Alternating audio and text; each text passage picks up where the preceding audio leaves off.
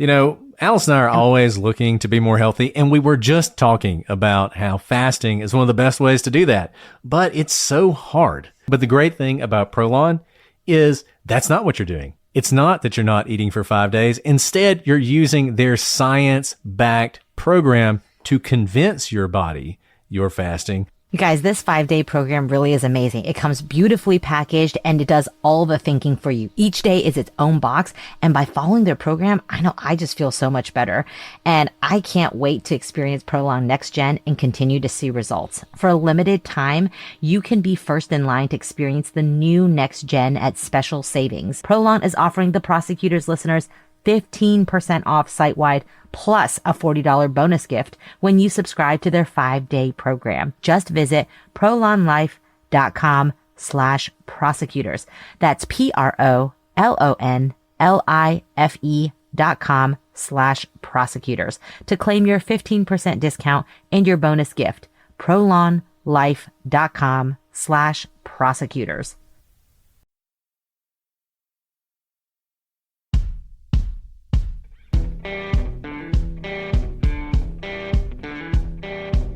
I'm Brett.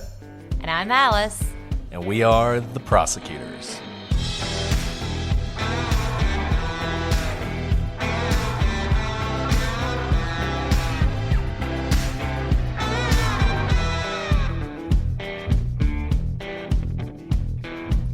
Today on The Prosecutors, Taylor Swift is a talented artist, a media mogul, and fodder for endless tabloid stories.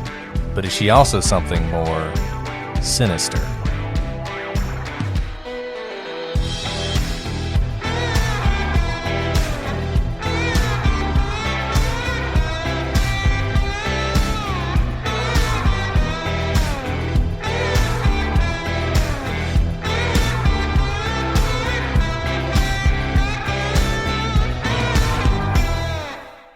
Hello, everybody, and welcome to this episode of The Prosecutors. I'm Brett, and I'm joined, as always, with my mischievous co-host, Alice. Hello, Alice. Hi, Brett. I'm not mischievous at all. Never have been, never will be.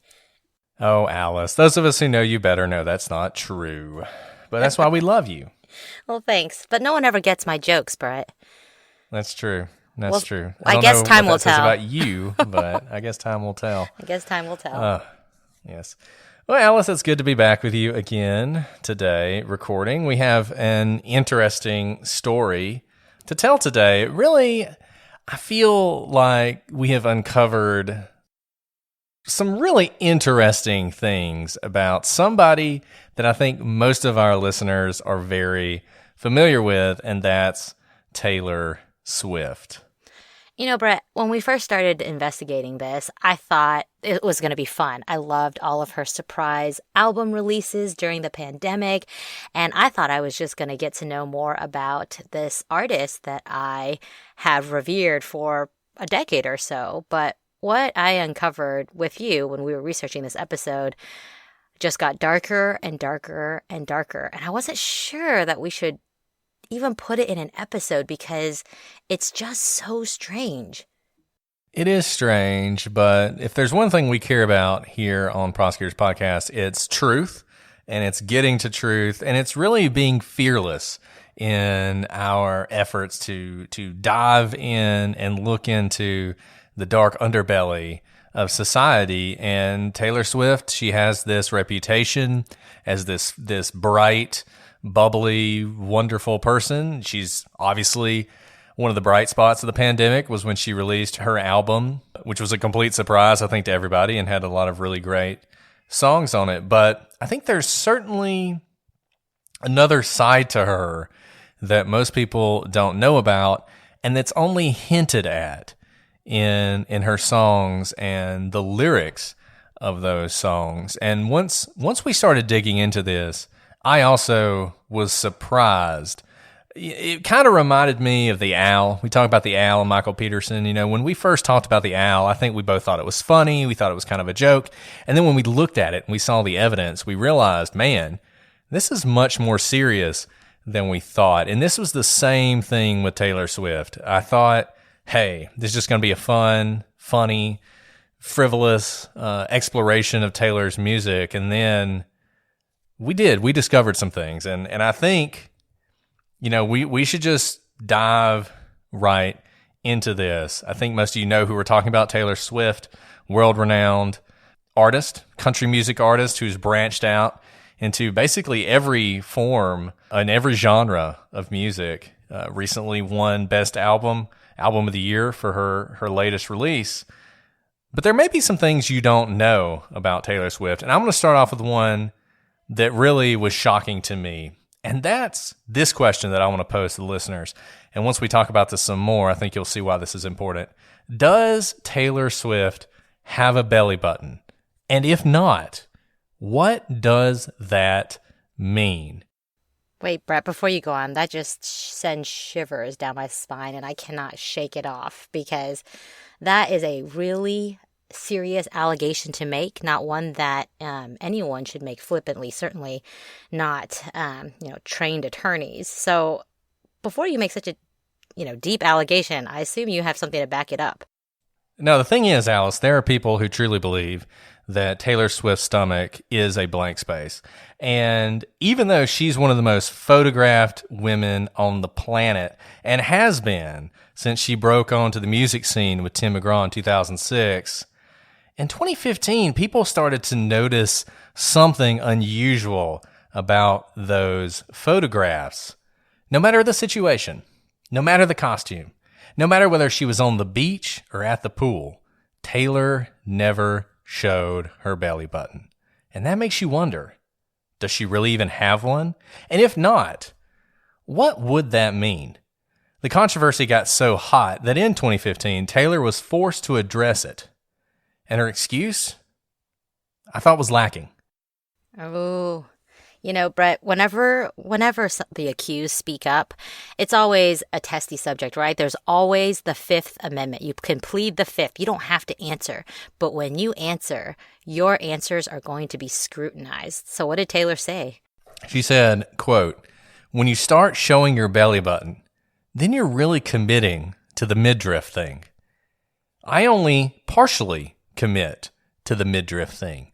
You're only seeing lower rib cage." That seems like a pretty weak argument to me.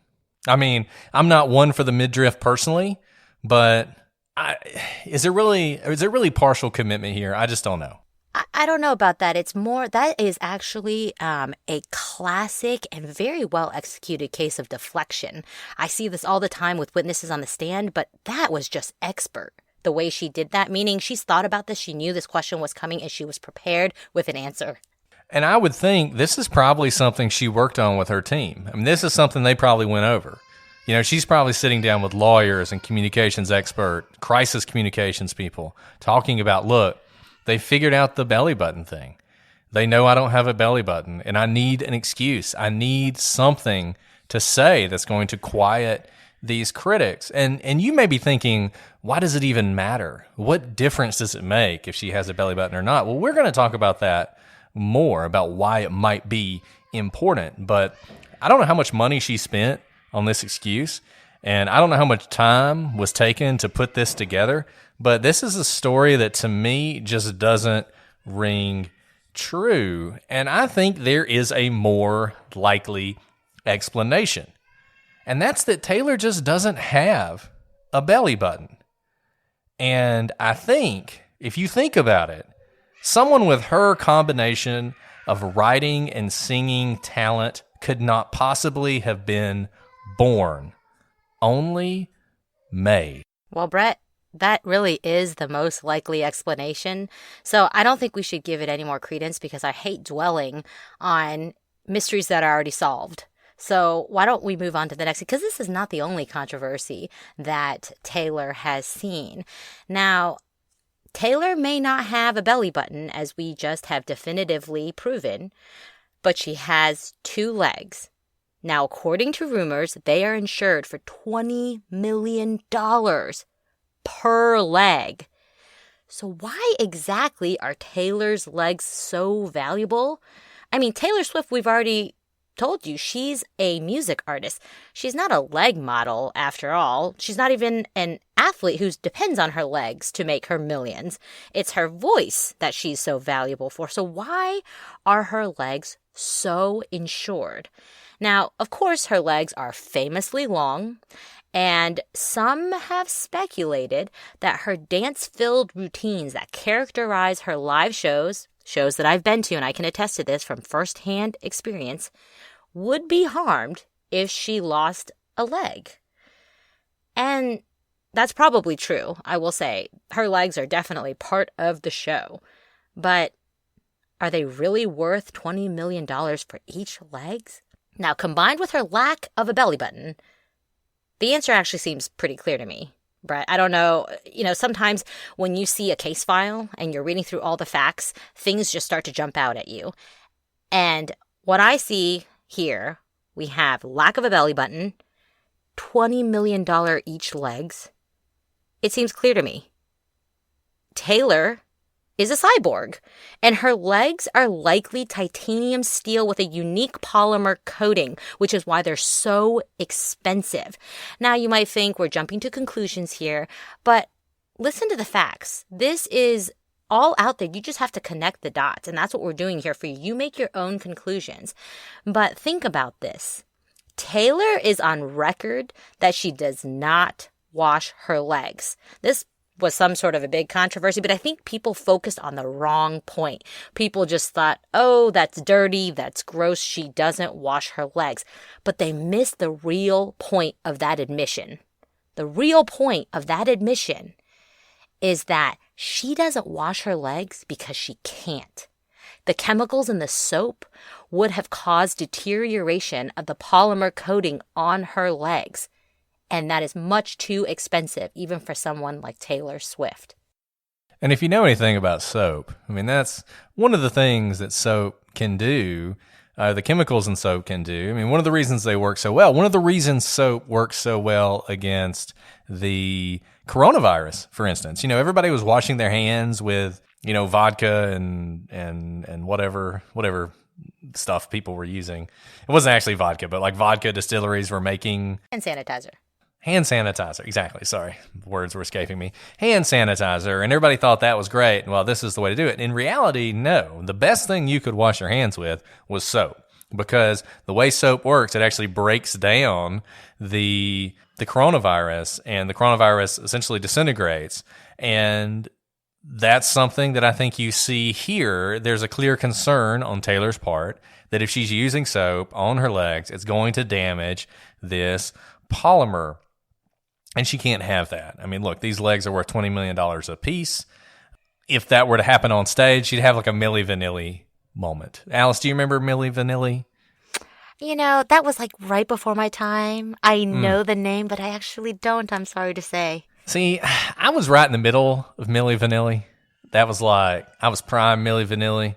Because you had in this, you had New Kids on the Block, and you had Milli Vanilli, and you had Vanilla Ice, and you had MC Hammer. It was a weird time for music. And Milli Vanilli were just awesome. And I still love Blame It on the Rain. I mean, I'm sorry. I don't care who was singing it. Blame It on the Rain is a good song, right? And they should play it more. But, Milli Vanilli, they were the top of the world. They were winning Grammys, just like Taylor. And then one day, they're doing a live performance, and, they're lip syncing. And so they got this backtrack going, and it's playing Blame It on the Rain, and at some point it gets stuck on the blame it. So it's just like blame it on the, blame it on the, blame it on the, blame it, right? And so it's obvious to everybody who's there that they weren't singing. And now, I mean, shoot, you don't even have to be able to sing to be a singer these days. You just get your auto-tune and go. But back then, this was like a big controversy. And just imagine if Taylor Swift's up there one day, she's dancing around, and her leg falls off, or like part of it just dissolves away and reveals that half of it's made of titanium. That would be a big deal. I mean, that would probably be an issue for her. I can imagine the reviews of that concert would not be great. Well, you can't come back from that. No, you really can't come back from that, because once you pull back the curtain, it's been drawn, and you've seen The Wizard of Oz, and that is much too risky here. So, I feel that Taylor's always dropping these clues to her super fans, right? She loves her super fans, and she drops these clues, and she answered this question about washing her legs, but she was really dropping a clue for people about what was behind that curtain. I think that's right. And look, we struggled a little bit about whether or not we wanted to address these issues and whether we really wanted to dig into this, because we're not trying, number one, we're not trying to take the mystique away of Taylor by revealing these facts. And we don't want to hurt her. We don't want to harm her career. And Brett, let's be honest, we don't want any bad blood with Taylor because we are huge Taylor fans. But, that doesn't mean we don't present the facts when we see them. Right. And I mean, never in my wildest dreams did I think that we would see the facts that we've seen as we're looking into this. And we're nowhere near out of the woods yet.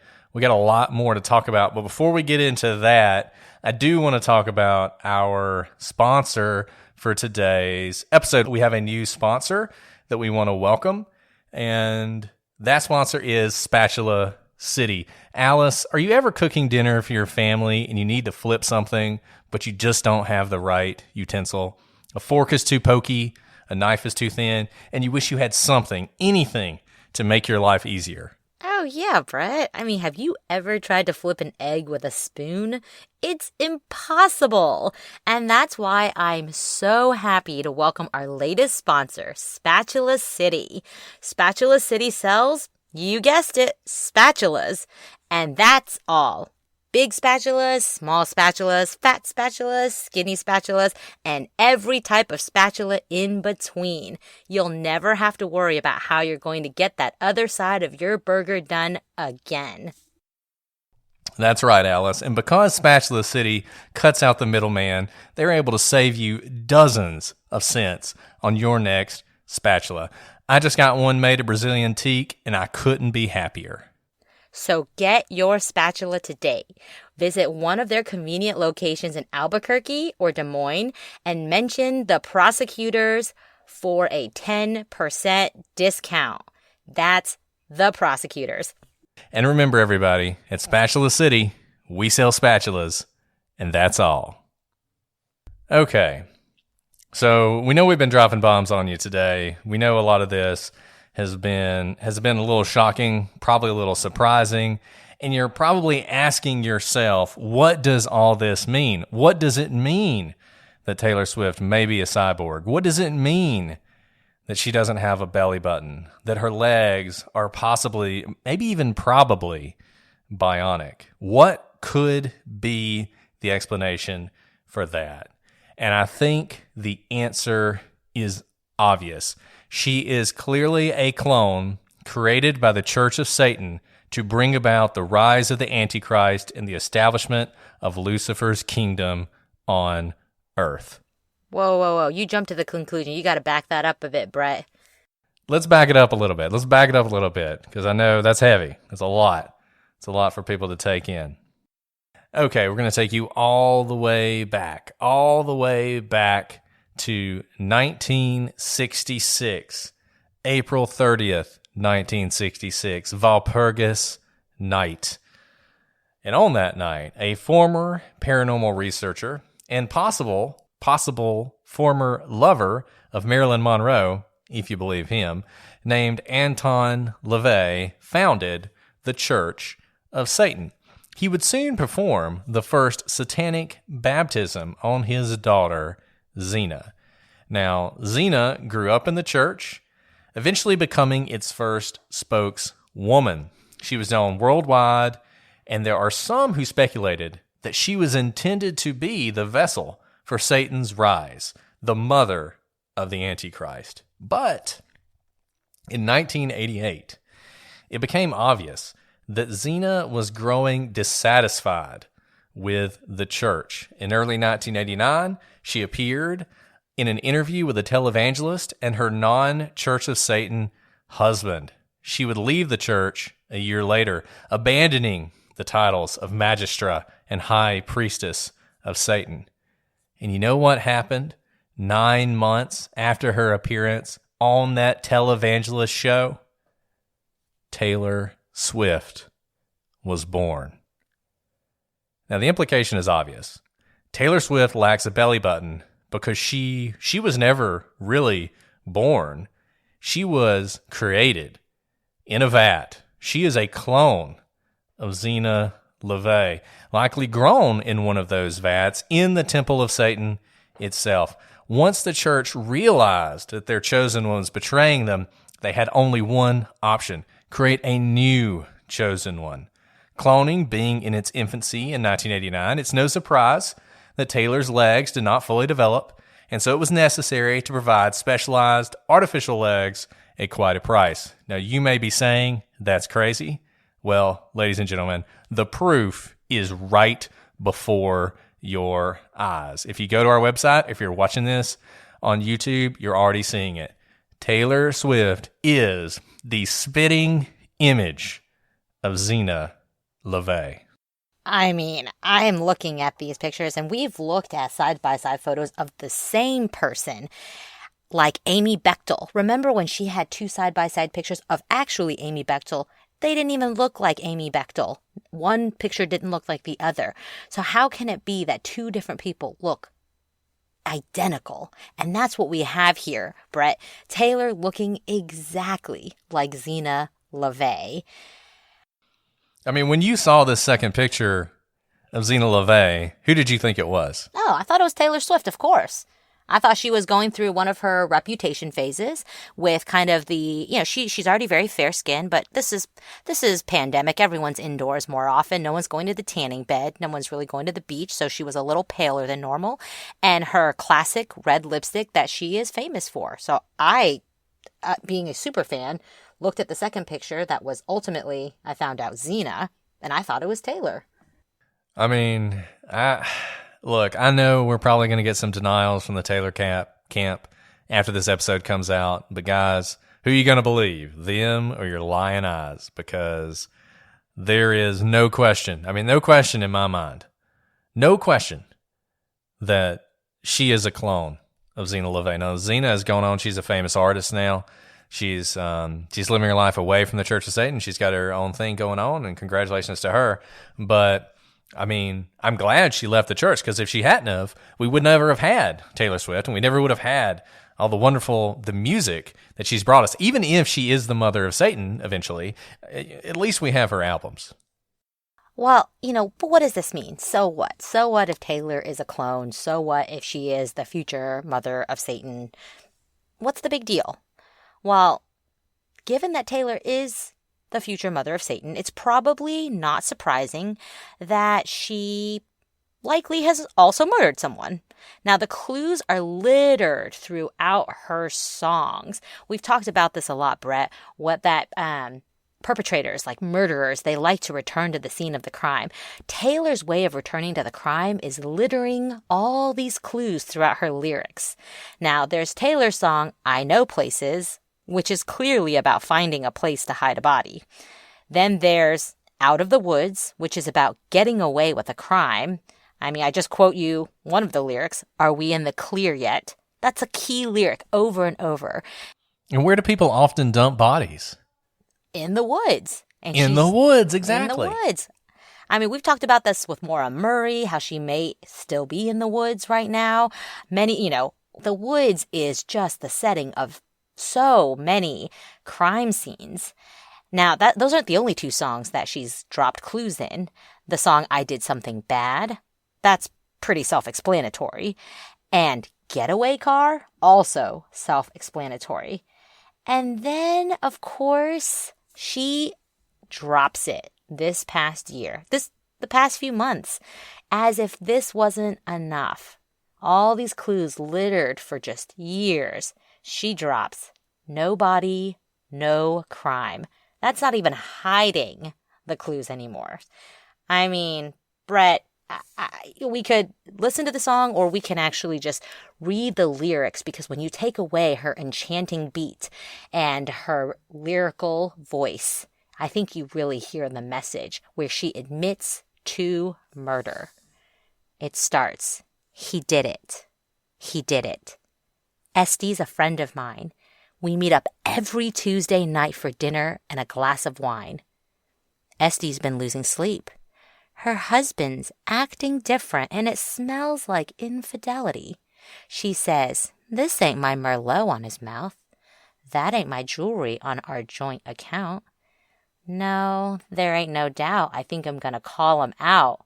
She says, I think he did it but I just can't prove it. I think he did it, but I just can't prove it.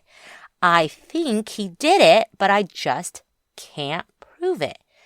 No, no body, no crime, but I ain't letting up until the day I die. No, I think he did it.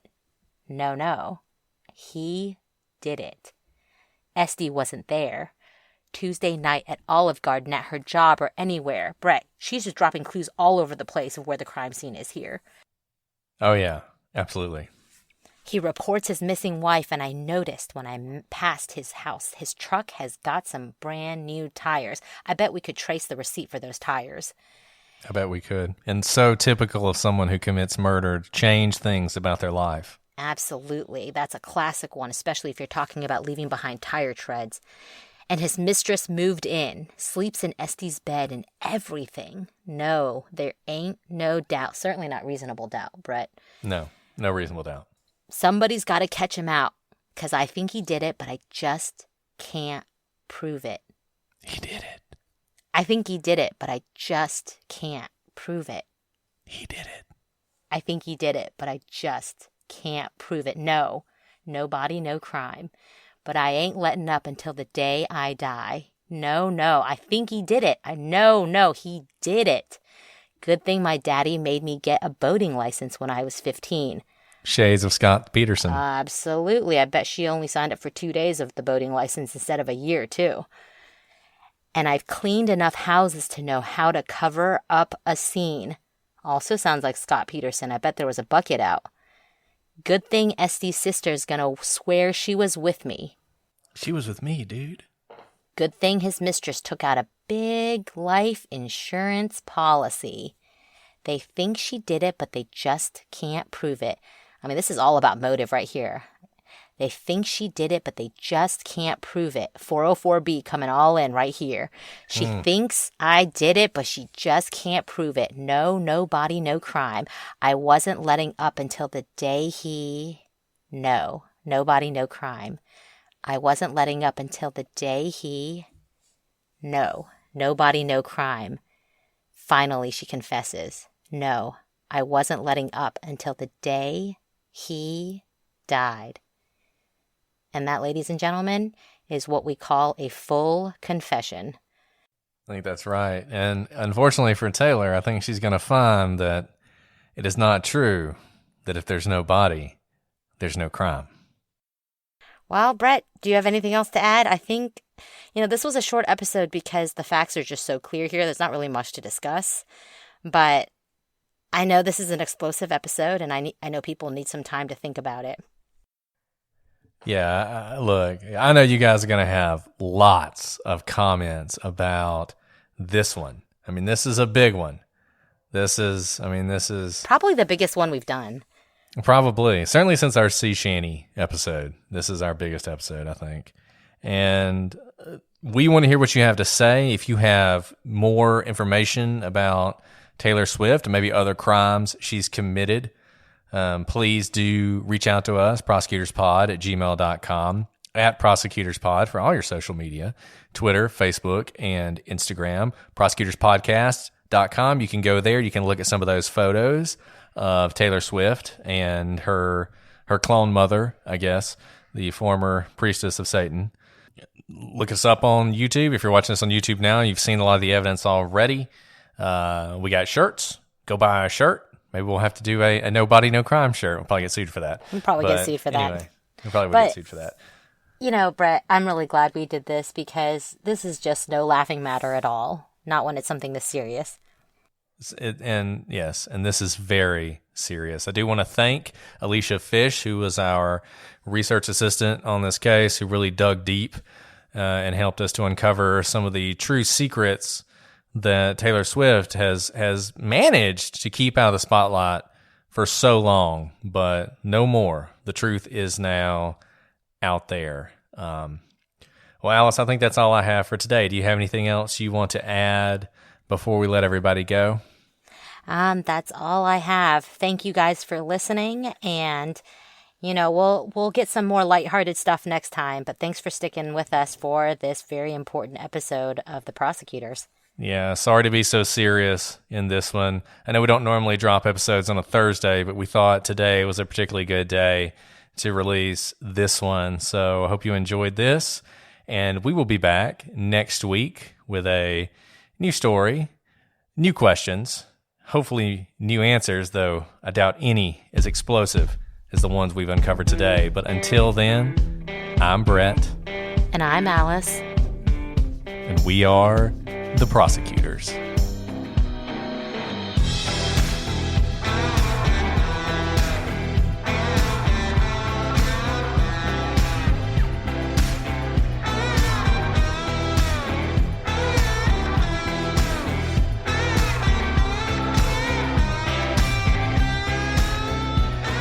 Well, Alice, there are a lot of people who believe.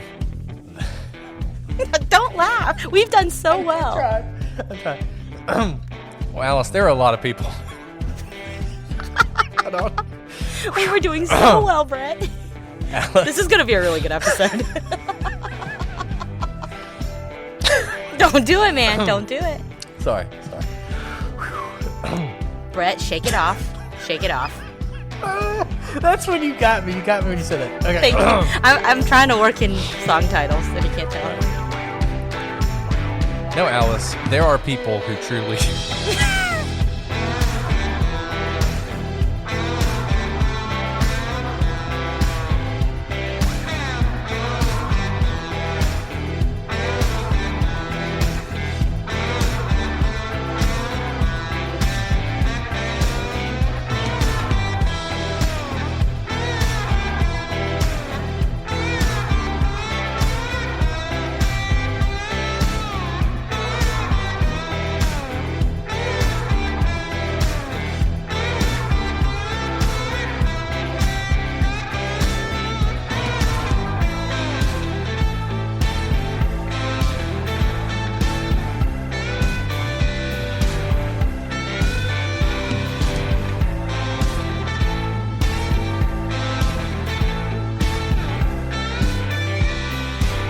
See this woman? Like, she looks just like her. I'm mean, confused. The clone thing Is that not works. her? No. That's actually really good. The first one's Taylor. There are 4 pictures. The first one's Taylor. The second one is the Satanist lady. And then the third one is the 2 of them side by side. The side by side, they look the exact same. And I literally thought the second picture was her.